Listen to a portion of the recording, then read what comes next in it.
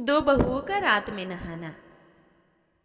हस्तिनापुर नाम के एक छोटे से गांव में, जिसमें सबरी नाम की एक औरत रहती थी। सबरी के दो बेटे और दो बेटी थी। उनके दोनों बेटे अरुण और करण शहर में नौकरी करते थे। वो हर रोज गांव में से शहर बस पकड़कर आया जाया करते थे। सारा दिन वहाँ काम करते और फिर शाम को घर लौट आते। सबरी अपनी बेटी रीमा के साथ घर में रहती। एक रोज रीमा, माँ देखो ना, रोटी बनाते वक्त मेरा ये दुपट्टा थोड़ा सा जल गया। सबरी, अरे दिखा तो, चल कोई बात नहीं, मैं इसे रफू कर दूंगी, फिर तू इसे ओढ़ लेना। रीमा, नहीं भी ओढ़ूंगी माँ तो क्या फ़र्क पड़ता है, वैसे भी आजकल कुर्ता और पजामे का ज़माना है। सबरी, एक मारूंगी थप्पड़। बहू बेटी घर की इज्जत होती है, वो जितना खुद को पर्दे में रखे उतना अच्छा लगता है। ला दुपट्टा इधर दे। रीमा, अच्छा। जब उन्हीं बहू बेटियों को बाहर खुले में जाकर नदी में नहाना पड़ता है, तब वो इज्जत कहाँ जाती है। सबरी, अरे तभी तो कहती हूँ कि तू रात में ही नदी में नहा लिया कर, तब वहाँ कोई नहीं आता, सारा गांव सो चुका होता है। चल अब ला दुपट्टा दे। सबरी इस दुपट्टे को रफू कर देती है, जिसके बाद रीमा आंगन में जाकर आंगन को लेपने लगती है। रीमा, उफ ये भगवान, कितनी कड़ाके की धूप पड़ी हुई है, ऊपर से इस गोबर और मिट्टी के लेप से मेरा हाथ भी गंदा हो गया, और यहाँ रहकर नहाना तो जैसे हमारे नसीब में भी नहीं है। कोई नहीं, हाथ मुंह धो लेती हूँ, रात को जाकर नदी में नहा लूँगी।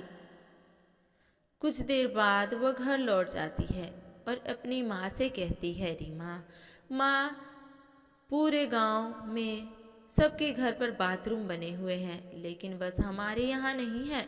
तुम भैया से कहकर बनवा क्यों नहीं लेती। सबरी, तू जो जानती है ना बेटी, तेरी भाई कितना मेहनत करके शहर में काम करता है और एक एक पैसा कमाता है और देर शाम को घर वापस लौटता है, तो अब उन्हें बोल भी नहीं सकते ना। जितना है उसी में गुजारा कर लेना चाहिए। समय बीतता है। रीमा रोज रात को जाकर उस नदी में नहाती है। रीमा, काश हम इतने गरीब ना होते, हमारे घर में भी एक बाथरूम होता। रीमा चुपचाप से नदी में नहाती है और फिर घर लौट जाती है। ऐसे ही समय बीतता है। एक रोज दोनों भाइयों से उनकी माँ कहती है, सबरी देखो बच्चों, अब तुम्हारी शादी की उम्र हो चली है, मैं चाहती हूँ कि तुम अब शादी कर लो। अरुण, क्या माँ, लेकिन वो। सबरी, लेकिन क्या। करण, माँ वो बात ये है कि हमने शहर में पिछले हफ्ते ही अपनी पसंद की लड़कियों से शादी कर ली है। अरुण, हाँ माँ, हमने कई बार आपको ये बताना चाहा, लेकिन हिम्मत ही नहीं हुई। ये सुनकर सबरी हैरान रह जाती है। सबरी, कम वक्तो, बड़ी जल्दी पड़ी थी शादी करने की, खैर अब कर ही ली है तो कल जाकर शहर जाओ और दोनों को बहुओं को लेकर आओ। अरुण, जी माँ, वो दोनों भी आप लोग से कब से मिलने के लिए कह रही थी। रात को खाना खाकर सब सो जाते हैं, फिर अगले दिन शहर काम पर चले जाते हैं और शाम को बस से लौटते वक्त अपनी अपनी पत्नी के साथ वापस आते हैं। अरुण, माँ यही है आपकी दोनों शहरी बहू। सबरी, वाह बड़ी सुंदर बहू है। अच्छा तुम दोनों यहीं रुको, मैं अभी आरती की थाली लेकर बहुओं का स्वागत करती हूँ। सबरी, आओ मेरी शहरी बहुओं, तुम्हारे इस घर में स्वागत है, अब इसे अपना ही घर समझो। दोनों बहुओं अपनी सास के पांव छूती हैं और जैसे ही घर के अंदर जाती हैं तभी लाइट चली जाती है। नीतू, ओ गॉड, ये क्या है, लाइट चली गई। ऊपर से यहाँ गर्मी भी इतनी हो रही है। माँ जी, बाथरूम कहाँ है, थोड़ी देर नहाकर फ्रेश हो जाऊंगी। रीमा, भाभी अपने घर में बाथरूम नहीं है। अपने घर में बाथरूम नहीं है। अगर नहाना हो तो रात को नदी में जाकर नहाना पड़ता है, क्योंकि तब अंधेरे में कोई हमें देख नहीं पाएगा। नीतू, क्या? नदी में? और वो कितनी दूर है? रीमा, बस थोड़ी ही दूरी पर है। आप ऐसा कीजिए, तब तक हाथ मुंह धोकर काम चलाइए, फिर मैं आपके लिए खाना लगा देती हूँ। सबरी, हाँ बहू, हमने आज सब तुम दोनों की पसंद का खाना बनाया है। हमने दोनों बेटों से तुम्हारी पसंद नापसंद के बारे में पूछ लिए थे। सोनिया, आप दोनों सच में बहुत अच्छी हो। वाह, ये कटहल की सब्जी तो बहुत ही पसंद है मुझे।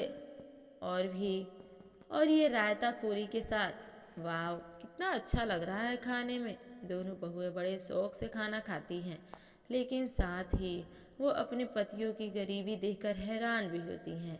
फिर भी अपने ससुराल वालों का प्यार देकर खुशी भी बहुत थी। खाना खाकर रात को दोनों अपनी ननद के साथ पास वाली नदी में नहाने के लिए चली जाती हैं।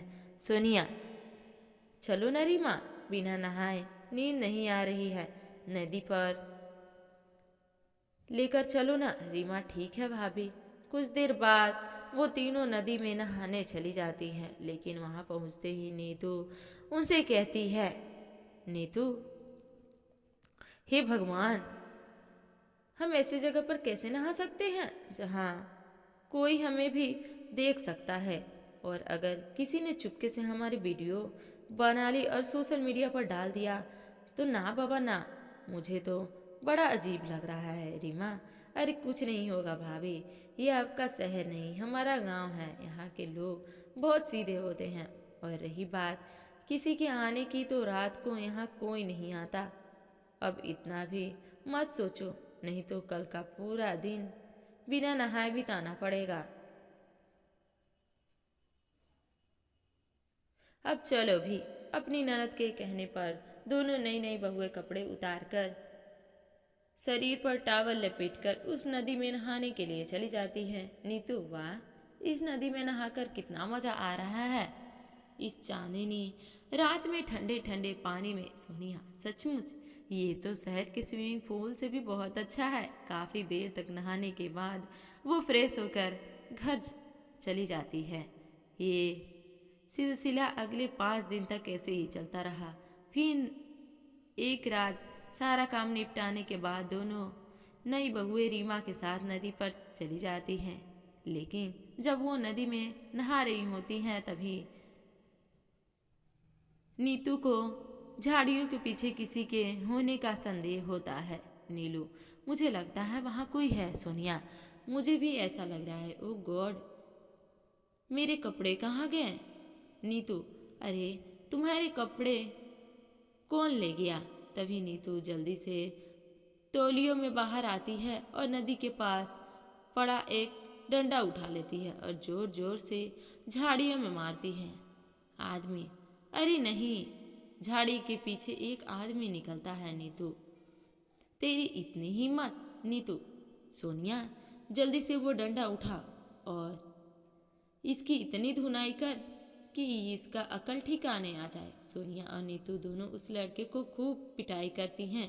दूर खड़ी रीमा बुरी तरह से डर जाती है और दोनों बहुएं अपनी धुनाई कर रही थी, जिसके बाद वो लड़का अपनी जान बचाकर वहां से भाग जाता है। रीमा, ये आदमी अपने गांव का तो नहीं है, लेकिन मैंने तो सोचा भी नहीं था कि कोई ऐसी हरकत भी कर सकता है। सोनिया, हमने तो पहले से ही कहा था ना कि वो खुले में नहाना ठीक नहीं है। शहर में तो सब बाथरूम में नहाते हैं। नीतू, लेकिन हम कर भी क्या सकते हैं? हमारे घर में तो एक बाथरूम तक नहीं है जो हम वही नहा ले और हमें इस नदी पर ना आना पड़े। सोनिया, अगर आज हमारे घर में एक भी बाथरूम होता तो हमें ये दिन न देखना पड़ता। रीमा, मैंने तो माँ से कई बार कहा, लेकिन वो हमेशा एक ही बात कहती हैं कि दोनों भाई बड़ी मुश्किल से शहर में कमाई करते हैं और घर का खर्चा चला रहे हैं, तो हमारे पास इतने पैसे नहीं हैं। ये सुनकर दोनों नई बहुओं को अपने ससुराल वालों के लाचारी पर बड़ी दया आती है। नीतू, मुझे लगता है अब हमें ही कुछ करना होगा। सोनिया, आप बिल्कुल ठीक कह रही हैं जेठानी जी। अब हमें भी अपनी पतियों का साथ देना होगा। वो दोनों पढ़ी लिखी थी, इसलिए वो भी शहर में जाकर नौकरी करने लगती हैं। दोनों मिलकर अपने पतियों की कंपनी में भी नौकरी करने लगती हैं। वो दोनों सुबह अपने पतियों के साथ निकल जाती और शाम को घर लौटती और खूब मेहनत करती।